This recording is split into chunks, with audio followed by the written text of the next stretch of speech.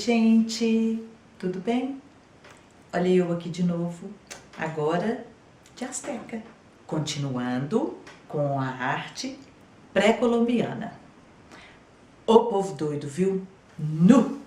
Não que os outros não fossem, mas tem tanta coisa doida, interessante. Vamos lá? Mas aqui, por favor, não esquece de me curtir e de divulgar o canal. Eu preciso de vocês, ok? Vamos aos astecas? Bem, para início de conversa eu queria dizer que se eu já tinha dificuldade de pronunciar os nomes da cultura maia, dos astecas eu ainda achei que ficou pior, não sei porquê. Então vocês dão desconto e se porventura eu pronunciar algum nome errado, por favor, me perdoe. Estou me esforçando para falar tudo certinho. Foi um explorador, cientista, naturalista alemão chamado Alexander von Humboldt, que em 1810 usou o nome astecas para descrever um poderoso povo mesoamericano que construiu um império no México. Ele adaptou o nome asteca da palavra Nahuatl Aztlán, que era um grupo étnico muito maior conhecido como Nahuatl e que falava a língua Nahuatl. E é impressionante que cerca de 3 milhões de pessoas continuam a falar a língua indígena no México Central até hoje. E eles se referiam a si mesmos como mexicas, aqueles que viviam em sua capital, Tenochtitlán, que significa o lugar do cacto de pera espinhosa, eram os Tenochtitlan. Então, eles deixaram a sua capital mítica, Aztlán, de um lugar chamado Ticomostoc. A capital mítica Aztlán, asteca. E eles deixaram esse lugar a pedido da divindade Huitzilopochtli, que era um deus da guerra que estava associado ao sol. Esse deus pediu para eles viajarem para estabelecer um novo assentamento. Huitzilopochtli, que nome, hein? Pediu então aos mexicas que procurassem por um sinal, que era uma águia em cima de um cacto com uma cobra no bico. Esse sinal marcaria então o lugar onde eles deveriam se estabelecer. No ano de 1325, finalmente então eles testemunharam o sinal em uma ilha no meio do lago Texcoco. E lá eles fundaram então a capital Tenochtitlan.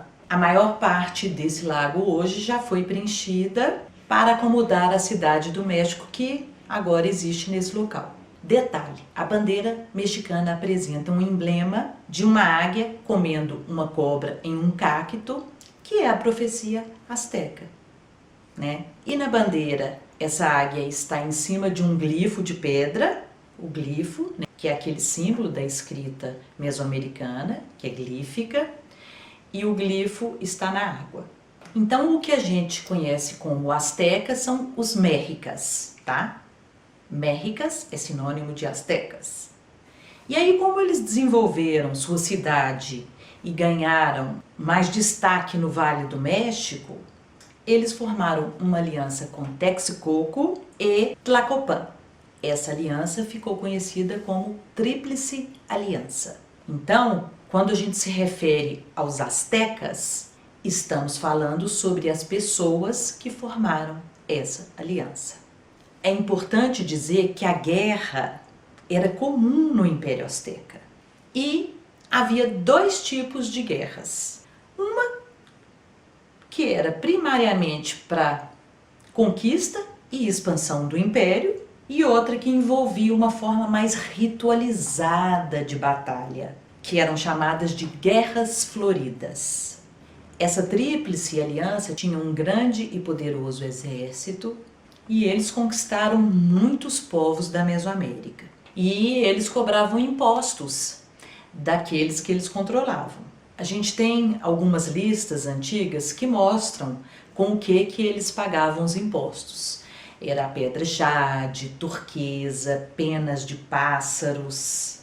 Depois eu vou contar por que era tão importante a pena. Tecidos. E eles mandavam tudo lá para a capital do império, que é Tenochtitlan. O governante Mérrica era conhecido como Huey-Tlatoani, que significa orador principal. Esse governante era encarregado de manter a cidade, participando de rituais e supervisionando os militares. E eles viviam em palácios grandes e suntuosos. Vamos falar agora um pouco sobre a capital do Império Mérrica, Tenochtitlan. Era uma cidade super movimentada, com mais de 100.000 habitantes vivendo nela. No início do século XVI, a população chegava a 200.000 habitantes, só perdendo na época para Paris e Constantinopla. Então, uma metrópole, né? E tem um detalhe sobre eles que é interessante, que eles não governavam diretamente seus súditos da mesma maneira que um império europeu, como os romanos, por exemplo. Em vez de controle direto, os astecas subjugavam os estados das cidades próximas, mas deixavam os governantes locais no comando. Obviamente, exigindo tributos, impostos, enriquecendo Tenochtitlan. Então, tá aí, né? Porque que ela era uma mega cidade também.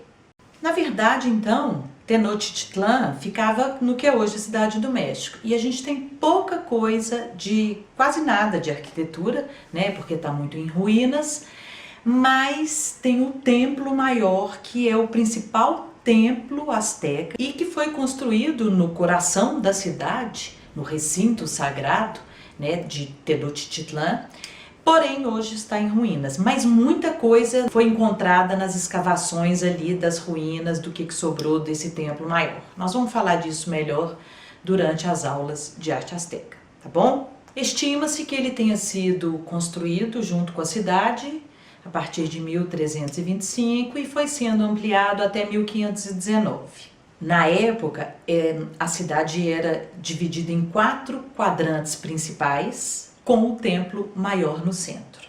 Esse projeto reflete o cosmos Mérrica, que se acreditava ser composto de 4 partes estruturadas em torno do umbigo do universo, ou o Axis Mundi. O templo maior tinha aproximadamente 90 metros de altura.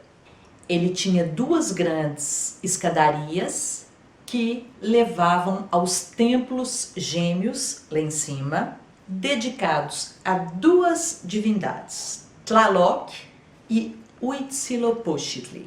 Nós ainda falaremos dessas 2 divindades mais para frente. Tlaloc era a divindade da água e da chuva e estava associado à fertilidade agrícola. Huitzilopochtli era a divindade patronal dos Mérricas e estava associado à guerra, ao fogo e ao sol. E aí lá em cima, né, emparelhados no templo maior, essas 2 divindades simbolizavam o conceito asteca chamado água queimada, que aludia à guerra, que era a principal maneira pela qual eles adquiriram seu poder e suas riquezas. Falando de templo, vamos falar um pouquinho da religião asteca, até porque em torno dela está tudo que a gente vai ver nessas aulas. O panteão, o conjunto dos deuses astecas era enorme, mais de 200 divindades. E essas divindades, né, esses deuses que eles acreditavam, existiam há milhares de anos antes de sua própria civilização. Um exemplo é a serpente emplumada, lembram? Quantas vezes que eu já falei aí nas aulas anteriores pré-colombianas da tal da serpente emplumada? Pois é, os astecas a chamavam de Quetzalcoatl. Só para vocês terem uma noção, ela já estava lá na cultura olmeca, que foi a primeira que eu falei, que datava de 1400 antes de Cristo. Então, Eles eram divididos em grupos, como por exemplo o clima, a agricultura, a guerra, né? Cada um estava no seu grupinho, mas o deus patrono era o Huitzilopochtli. Uma paradinha estratégica para lembrá-los do meu curso de arte moderna online. Dá uma olhadinha lá no link que está na descrição. É um curso feito em módulos com um custo super bacana. Dá uma olhadinha lá. Bem, hoje nós vamos parar por aqui, mas na aula que vem continuo com a arte asteca, ok? Muito obrigada, até lá!